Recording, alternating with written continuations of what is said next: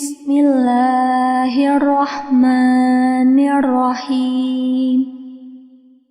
Rabbi zidni ilman warzuqni fahma. Assalamualaikum warahmatullahi wabarakatuh. Selamat datang di perkuliahan Aljabar Linear Elementer. Materi pembelajaran kita pada pertemuan kali ini adalah ruang vektor umum. Dengan tujuan pembelajarannya, mahasiswa mampu memahami ruang vektor real dan subruang vektor serta menunjukkan vektor-vektor yang bebas linear dari suatu ruang vektor. Vektor-vektor yang saling bergantung linear dan dapat mencari kombinasinya. Maka dari itu, silahkan disimak baik-baik video pembelajarannya.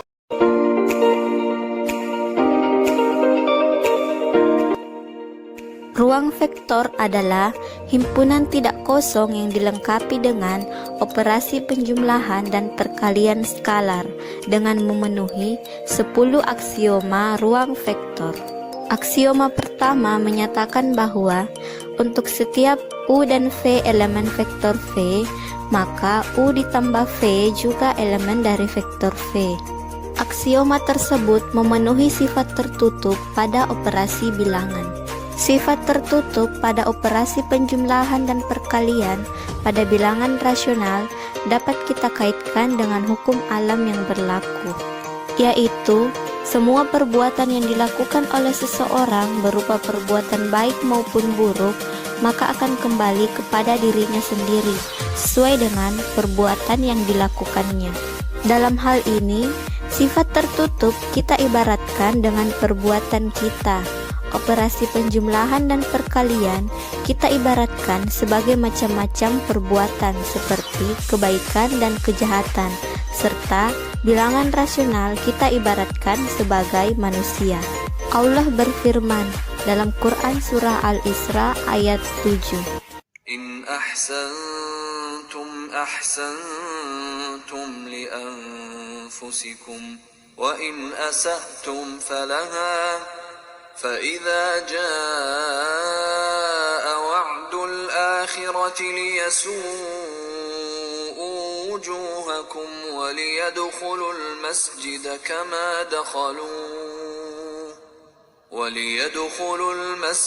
كما دخلوه أول مرة وليتبروا ما علوا تتبيرا.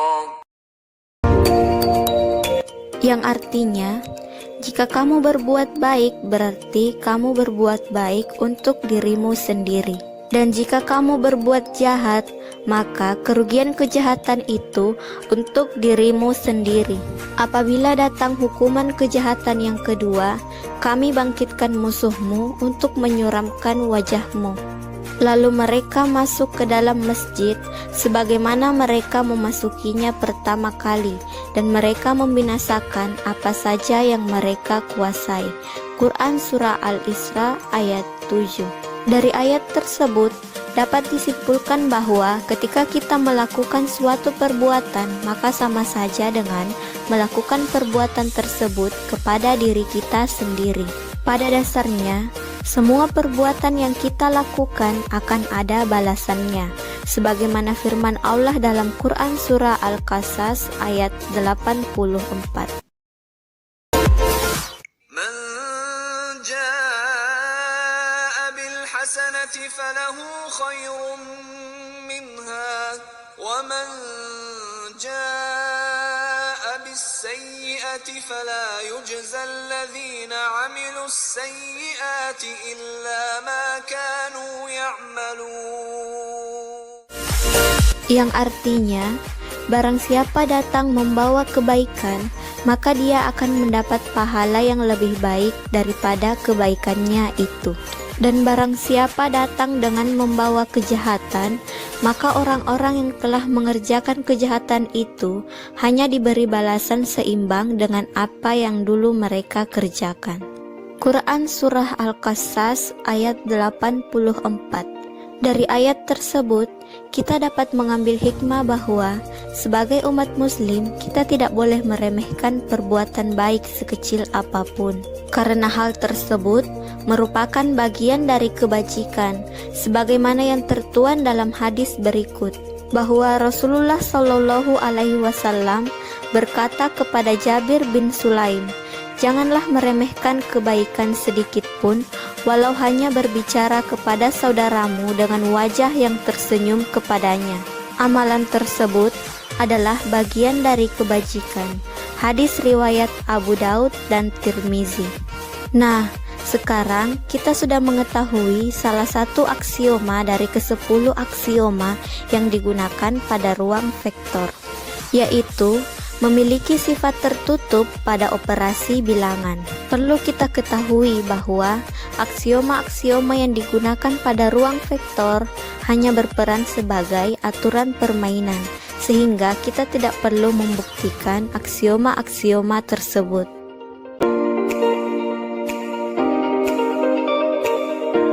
Misalkan, V adalah suatu himpunan tak kosong dari objek-objek sebarang, di mana dua operasinya didefinisikan, yaitu penjumlahan dan perkalian dengan skalar. Misalnya, objek tersebut dinamakan sebagai U, V, dan W, yang berada pada himpunan V dengan semua skalar K dan L.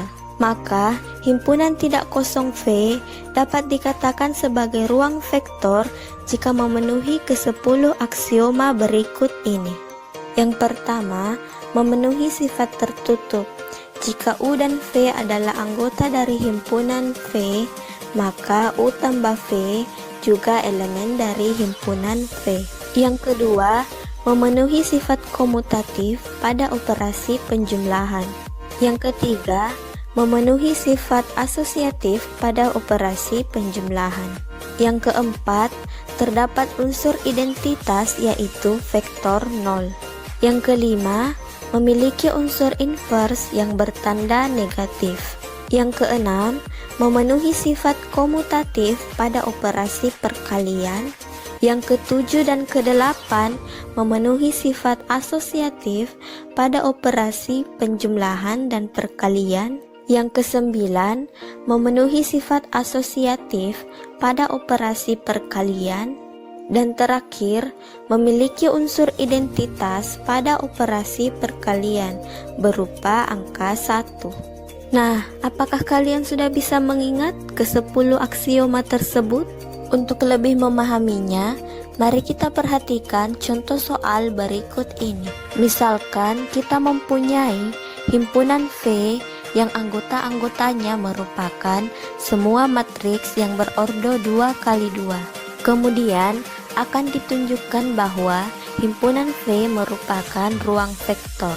Yang pertama, kita akan mengambil matriks 2x2 U dan V sebagai anggota dari himpunan V. Karena hasil penjumlahan matriks U tambah V merupakan matriks yang berordo 2x2, maka matriks hasil penjumlahan tersebut juga dapat dikatakan sebagai anggota dari himpunan V, di mana secara bersamaan aksioma ke-6 juga berlaku.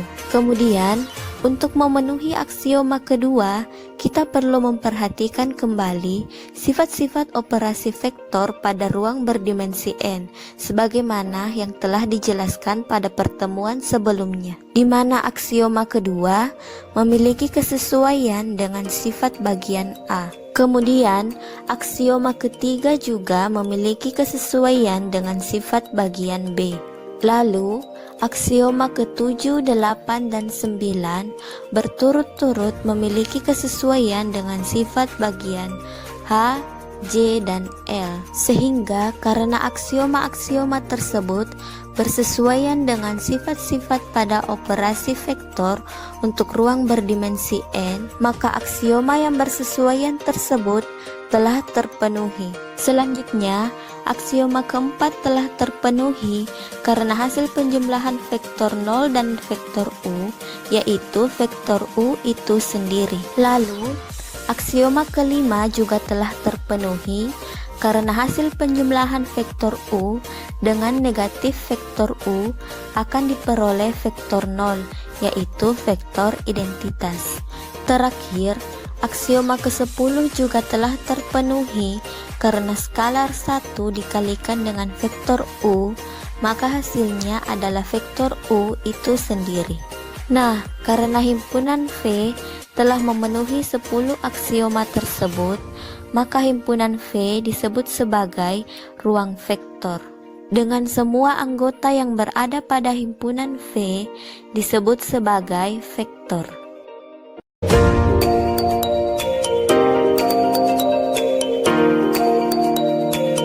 Suatu subhimpunan W dari suatu ruang vektor V disebut subruang dari himpunan V jika W itu sendiri merupakan suatu ruang vektor di bawah operasi penjumlahan dan perkalian skalar yang didefinisikan pada himpunan V. Secara umum, jika kita ingin mengetahui bahwa himpunan W merupakan ruang vektor, maka kita harus membuktikan bahwa himpunan W memenuhi ke-10 aksioma ruang vektor.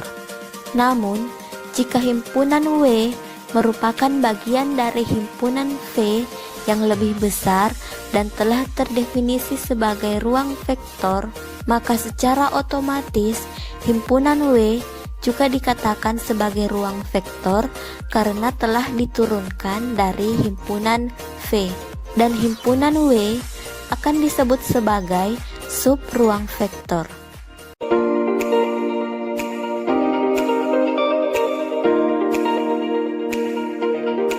Suatu vektor W disebut suatu kombinasi linear dari vektor-vektor V1, V2 hingga Vn dan dapat dinyatakan dalam bentuk W sama dengan K1 dikali V1 ditambah K2 dikali V2 dan seterusnya hingga Kn dikali Vn, di mana K1, K2 hingga Kn merupakan skalar.